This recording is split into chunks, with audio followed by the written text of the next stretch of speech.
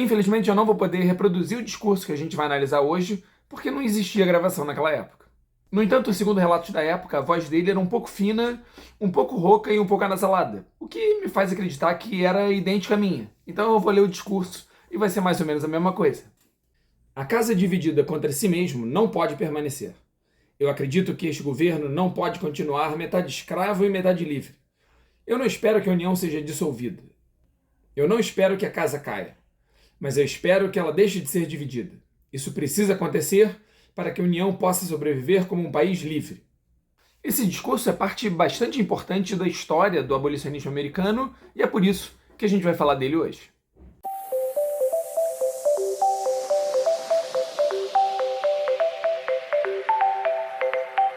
Bom, primeiro a gente tem que começar falando de quem fez esse discurso, que foi o Abraham Lincoln.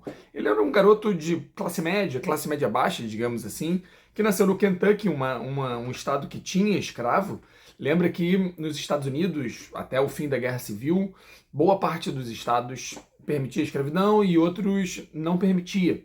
Ele nasceu num estado escravista, mas logo os pais se mudaram, quando ele ainda era criança, para o Illinois, onde não era permitido ter escravo, ou seja, ele foi para um estado livre e lá ele cresceu. Depois ele foi estudar direito e durante a faculdade ele acabou aderindo à causa abolicionista com alguma força. Ele começou a se tornar um conhecido defensor do abolicionismo nos Estados Unidos. Quando ele resolve entrar para a política, ele leva essa causa junto com ele. O discurso que ele fez é um discurso quando ele está concorrendo à cadeira do Senado em 1858. E o que levou o Lincoln a decidir fazer um discurso tão incisivo e tão forte contra a escravidão foi o chamado caso do Dred Scott. É claro que em 1858 os Estados Unidos estavam completamente divididos pela questão da escravidão. Era um assunto polêmico, era um assunto que chamava a atenção de todo mundo, que gerava atenção no país inteiro por uma série de motivos, por uma série de leis. Mas em 1857, a Suprema Corte norte-americana tomou uma decisão que mexeu com esse assunto de uma maneira muito intensa.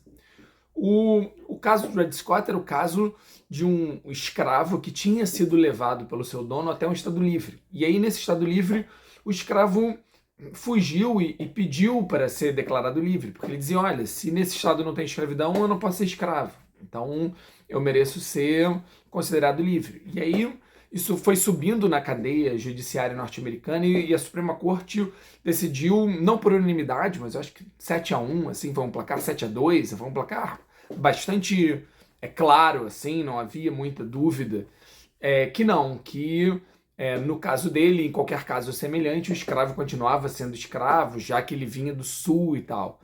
Havia uma preocupação grande em não aborrecer, em não tensionar ainda mais a relação entre norte e sul. Então a Suprema Corte, muito possivelmente, estava pensando nesse tipo de coisa, né? Mas os abolicionistas dos estados livres achavam um absurdo, porque eles diziam, não, nos nossos estados não tem escravidão e a gente não quer compactuar com tudo isso. Nesse momento, em 58, logo depois da decisão, que o Lincoln faz o seu discurso, e ele faz menção ao Dred Scott. Ele diz como ele acha um absurdo, ele diz como abolicionistas como ele acham aquilo um absurdo. O que é mais interessante nesse discurso, que faz dele tão importante, é que ele diz claramente o que muita gente está pensando, mas ninguém tem coragem de dizer, que é: os Estados Unidos não podem mais continuar divididos assim. É impossível um país ser metade escravista e metade contra a escravidão. Então, a casa dividida não vai permanecer, ela vai tombar. É preciso que a gente decida, ou a gente decide,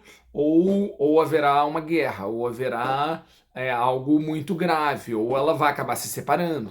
Então, muita gente vinha pensando nisso, sobretudo durante os anos 50, estava muito claro que um conflito de maiores proporções ia surgir. Os políticos vinham tentando driblar as crises e as tensões, mas estava chegando num ponto em que isso não seria mais possível. A outra coisa interessante é que o Lincoln ele é um político e, no entanto, ele não tem medo, ele não tem medo de se posicionar claramente. Ele diz tem que acabar, né? Mais pra frente no discurso, não é um discurso longo, mas ele é mais longo do que essa parte que eu li.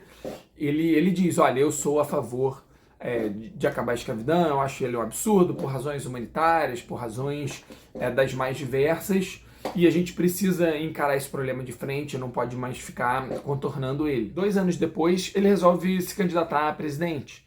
E todo mundo no país sabe o que ele sente em relação à escravidão, não dava para enganar. Ele mesmo, durante a sua campanha, tenta dizer que não era da alçada da presidência da República tratar da questão da escravidão, e de fato não era. Pela legislação vigente, não era. No entanto, quando ele é eleito, os estados escravistas do Sul não suportam a ideia de ser governados por um abolicionista tão radical quanto ele. E isso que vai dar origem à guerra. E no final das contas, é a própria guerra que vai dar oportunidade para o Lincoln acabar com a escravidão que ele tanto queria. Mas essa é uma outra história. E aí, conheceu esse discurso? Gostou da análise? Então, dá um like no vídeo, segue o canal para outros vídeos sobre discursos históricos e sobre história de uma maneira geral. Abraço!